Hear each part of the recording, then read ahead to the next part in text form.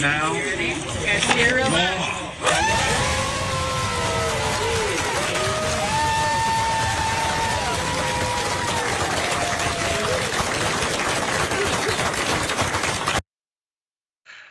Woo, yeah, let me get in there. Woo!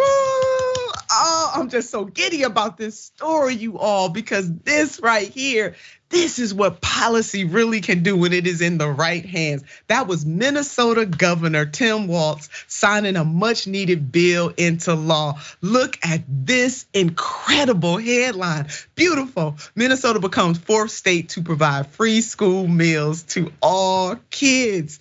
And here's the backstory. Surrounded by students, teachers, and advocates, Democratic Minnesota Governor Tim Walz on Friday afternoon signed into law a bill to provide breakfast and lunch at no cost to all of the state's roughly 820,000 K-12 pupils, regardless of their household income.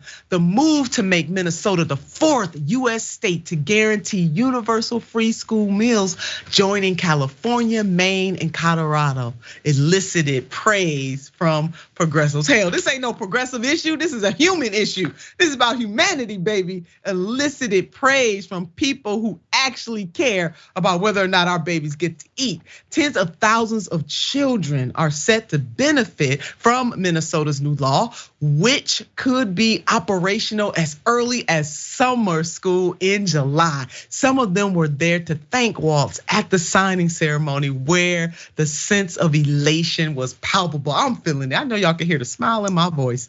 A report from Minnesota Public Radio highlighted the fact that an estimated 1 in 6 children in Minnesota don't get enough to eat on a regular basis, but 1 in 4 food insecure kids live in households that don't qualify for the federal free and reduced meal program, leading to mounting school lunch debt in the tens of thousands of dollars. Who ever heard of such a thing? Adrienne? Yeah, there should be no school lunch debt whatsoever. It should be something that is provided to students. It's just so incredibly, it's just heartwarming, and it is so basic and necessary. The fact that, it's like when people have GoFundMe's to fund their cancer treatment. It's one of those things we shouldn't be having to celebrate, but we are, by virtue of the fact that our nation doesn't take care of its people. And these little people out there who should be in a position where their stomachs are full so they can learn, so they can focus, so they're not afraid and wondering when their next meal is gonna come from. This is actually an investment in children and their education, their future, and for them to have futures. So I'm just as excited as you are. Well, maybe almost not, because you are, like, with good reason. I love it. I know, we are giddy, and we talk about so much of it is bad news or has you pondering or keeps you up at night. It is really nice to talk about something that is so heartwarming as this. Disappointing it's only 4 states. Come on, states, y'all need to go ahead and follow Minnesota and California and Maine and Colorado and get this thing done. And here are some reactions from some of the top economists in the country. Let's start with Dr. Stephanie Kelton. Just simply her Twitter, beautiful.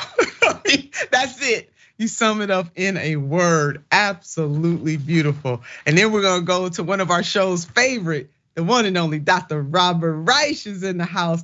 Let this serve as a reminder that poverty is a policy choice in the richest country in the world. It is absolutely inexcusable that millions of our children go to school hungry because they are living in poverty. Kudos to Governor Tim Walz and the Minnesota State Legislature. This is beautiful indeed, and it does serve as a reminder that poverty is a policy choice.